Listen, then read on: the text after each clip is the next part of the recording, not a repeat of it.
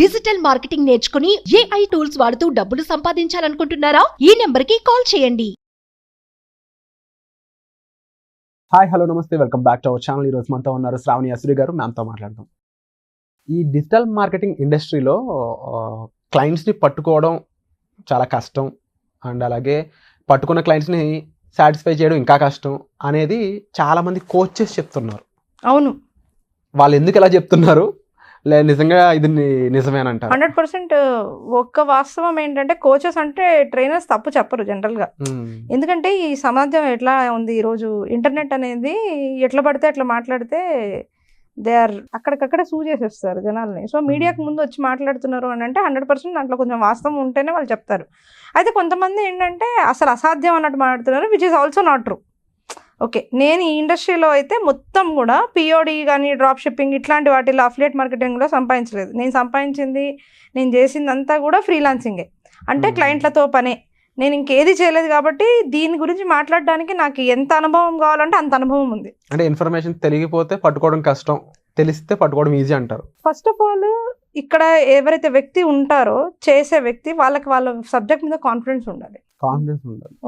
వాళ్ళ వ్యక్తిత్వం వాళ్ళకి చాలా కాన్ఫిడెంట్గా ఉండాలి. వాళ్ళు ఇప్పుడు నన్ను ఒక క్లయింట్ నన్ను వాళ్ళ కంపెనీ ఇచ్చి ఏమేం చేస్తే నేను గ్రో అవుతాను అని క్వశ్చన్ వేస్తే నేను చూసి చెప్పగలగాలి. అండ్ నా యాక్షన్లో ఆ పని కనిపించినప్పుడు 100% ఆయనకి రెవెన్యూస్ పెరుగుతాయి, డబ్బులు వస్తాయి, 100% వస్తాయి. ఇప్పుడు కాకపోయినా 3-4 months డ్యూరేషన్లో ఆయన మనీ చూడడం స్టార్ట్ చేస్తారు. ఇనీషియల్ ఇన్వెస్ట్మెంట్స్ కూడా మనం క్లియర్గా చెప్తాం వాళ్ళకి. అంత కాన్ఫిడెంట్ సబ్జెక్ట్ బిల్డ్ చేసుకోవడంలో ఫస్ట్ స్టెప్ అది. నెంబర్ 2, చాలా మందికి సబ్జెక్ట్ ఉంటుంది కానీ వాళ్ళకి దమ్ము ఉండదు. దమ్ము అంటే ఏంటి, ఇక్కడ ఏదేదో పెద్ద సినిమా డైలాగ్ కాదు. ఇక్కడ దమ్ము అంటే ఏంటి అని అంటే ప్రజెంటేషన్. అసలు యాజ్ అ పర్సన్గా నువ్వు ఏం చేయగలుగుతావు, ఏం చూపించగలుగుతావు, ఏ రిజల్ట్స్ చూపించగలుగుతావు. ఒకవేళ రిజల్ట్స్లో మాట్లాడడానికి నీకు భయంగా ఉంది అయితే నువ్వు ఫస్ట్ ఆఫ్ ఆల్ ప్రోగ్రెషన్ ఏం చూపించగలుగుతావు. ఇప్పుడున్న నీ పేజ్ కానీ నీ అకౌంట్ కానీ నీ SEO కానీ ఈ లెవెల్లో ఉంది. మీది ఇక్కడ నుంచి ఇక్కడ దాకా తీసుకెళ్ళడానికి నేను ఇలా సహాయపడతానని చెప్పడానికి కూడా కొంతమందికి ధైర్యం చాలట్లేదు. నువ్వు నో ద సబ్జెక్ట్. అంటే 3-4 years ఎక్స్పీరియన్స్ ఉన్న పిల్లలు కూడా ఈ ధైర్యం చేయలేక జాబులు చేస్తూ ఉంటారు. అయితే క్లయింట్లు పట్టుకోవడం కష్టం అని ఎందుకంటే అంటారంటే ఈ కాన్ఫిడెన్స్ ఎందుకు బిల్డ్ అవ్వదు, హాఫ్ నాలెడ్జ్ వల్ల బిల్డ్ అవ్వదు. ఎప్పుడన్నా కానీ ఇప్పుడు చిన్న ఎగ్జాంపుల్తో చెప్తా. ఇప్పుడు నువ్వు లేకపోతే నీ ఫ్రెండ్ కుక్ చేసుకోవాలనుకో, మీరిద్దరు కలిపి వండుకోవడానికి నువ్వు కాన్ఫిడెంట్గా చేసేస్తావు వాడును.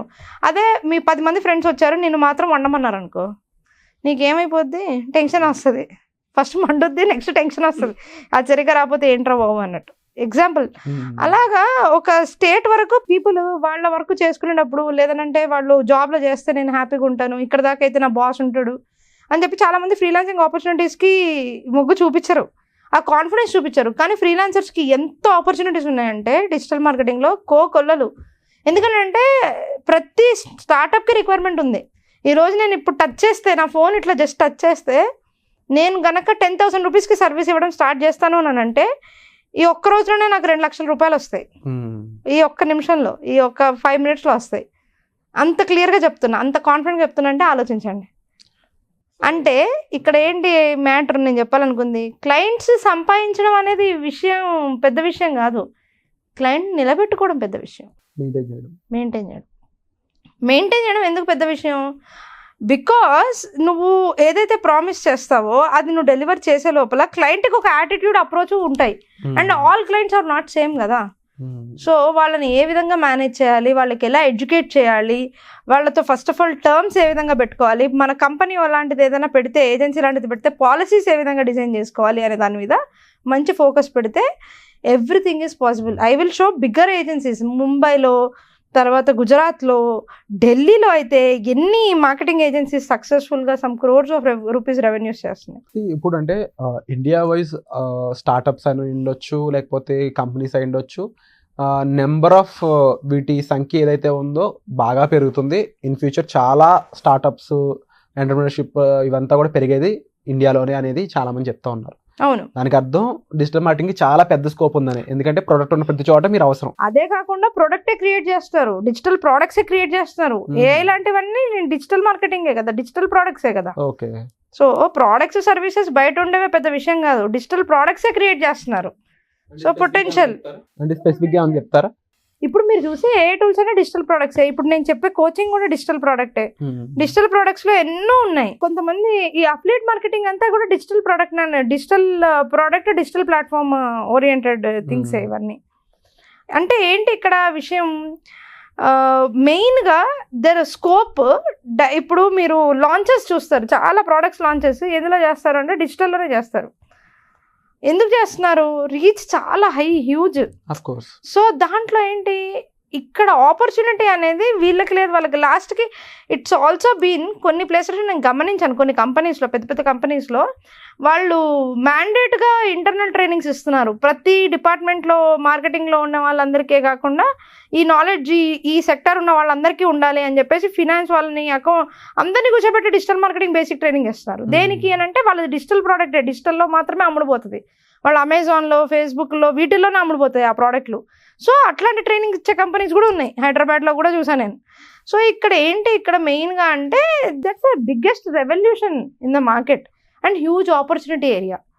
100% ఇప్పుడు గవర్నమెంట్ తీసుకొచ్చే స్కీమ్స్ కానీ అండ్ వాళ్ళు ఇచ్చే ఆ సౌలభ్యం ఏదైతే ఉంటుందో ఒక ఆంటర్ప్రినర్షిప్ జర్నీకి అది స్టార్టింగ్ అనమాట. Without digital there is no other thought to think అనమాట. There is no other way to think. నీకు రెండో థాట్ లేదు థింక్ చేయడానికి, డిజిటల్ లేకుండా ఎలా ఉంటుంది ఒక కంపెనీ అని. అది సాసే కావచ్చు, అది సర్వీసే కావచ్చు, అది ఏదన్నా కావచ్చు. సో మెయిన్గా ఇక్కడ మనీ జనరేషన్ అయ్యేది క్లయింట్ టు క్లయింట్ అనేది చెప్పొచ్చు. ఎందుకంటే నాకు ఉండే క్లయింట్లో బెస్ట్ క్లయింట్ ఎవరు, మీడియం క్లయింట్ ఎవరు, లేకపోతే నేను వర్క్ నేర్చుకోవడానికి కూడా కొంతమంది క్లయింట్ పట్టుకుంటూ ఉంటారు, వాళ్ళ మీద వర్క్ చేస్తూ అలాగూ నేర్చుకుంటారు. స్టార్టింగ్ ఇనిషియల్ స్టేజ్ లో ప్రతి ఒక్కళ్ళు ఆ స్పేస్ కి వెళ్తారు. డెఫినెట్లీ. ఎందుకంటే ఇప్పుడు మొదలెట్టింది ఎవరికి తెలియదు కదా, మొదలెట్టాలి ఎక్కడో అక్కడ.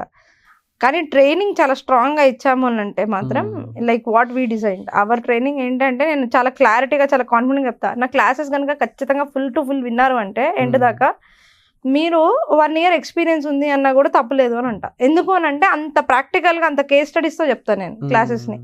ఎందుకంటే నేను చేస్తుంటా కదా, అదే స్క్రీన్స్ చూపిస్తూ ఉంటాను నేను క్లయింట్కి. నేను ఎంత స్పెండ్ చేశాను ఫేస్బుక్ యాడ్స్లో, నా ఓన్ అకౌంట్స్లో ఎంత స్పెండ్ చేశాను, లేదంటే నా గూగుల్ యాడ్స్లో ఎంత స్పెండ్ చేశాను, నాకు ఎంత రెవెన్యూ వచ్చింది, ఎన్ని కన్వర్జన్స్ వచ్చాయి, టూల్ ఎక్స్ప్లెయిన్ చేయడం ఒకటి, మనం చూపించడం ఒకటి. సో వాళ్ళకు ఒక అండర్స్టాండింగ్, ఒక ఐడియా వస్తుంది. ఓకే ఇవన్నీ చెప్పారు అని అంటే ఓహో this is in real world ఇవే ఉంటాయి కదా అన్నట్టు. అండ్ ఇంకొకటి ఏంటి అంటే దీనిలో లెవెల్స్ ఆఫ్ లెర్నింగ్ అనేది వెళ్తూనే ఉంటుంది. ఇది deep, subject is so deep.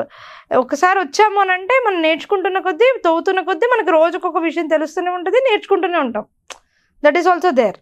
So that is ఈ క్రైటీరియా ఏమన్నా ఉంది, ఏమన్నా తెలుసుకోవాలి చేయాలి అని అంటే ఎక్స్పెరిమెంట్లు చేసుకుంటూ చేశారు కాబట్టి అది తప్పు కాదు. And that is how it grows. The industry is growing the same way. బేసిక్గా చెప్పాలంటే ఇది బిజినెస్ టు బిజినెస్ అని కూడా చెప్పవచ్చు. ఎందుకంటే ఎవరైతే కంపెనీ కింద మెయింటైన్ చేస్తూ ఉన్నారో వాళ్ళు ఇంకో కంపెనీ ప్రోడక్ట్ని ప్రమోట్ చేస్తూ ఉండాలి. సో డెఫినెట్లీ క్లయింట్కి సంబంధించి క్లయింట్ క్యాచింగ్, క్లయింట్ డీకోడింగ్ ఏదైతే ఉందో డిజిటల్ మార్కెట్కి సంబంధించి మరిన్ని ఎపిసోడ్స్ మీతో చేయాలనుకుంటున్నాను. అండ్ ఒక ఫుల్ ఫ్లెడ్జ్డ్ క్లారిటీ అనేది కూడా ఇవ్వడం దీనివల్ల పాసిబిలిటీ ఉంటుంది కాబట్టి. So stay tune for the next episodes. వచ్చే ఎపిసోడ్లో మరింత ఇన్ఫర్మేషన్ డిజిటల్ మార్కెటింగ్ సంబంధించి, క్లయింట్స్కి సంబంధించి మీకు అందజేయబోతున్నాము. సో వచ్చే ఎపిసోడ్లో మళ్ళీ కలుద్దాం. Thank you so much. Suman టీవీలో మీ పర్సనల్ అండ్ బిజినెస్ ప్రమోషన్స్ కోసం కింది నెంబర్కి కాంటాక్ట్ చేయండి.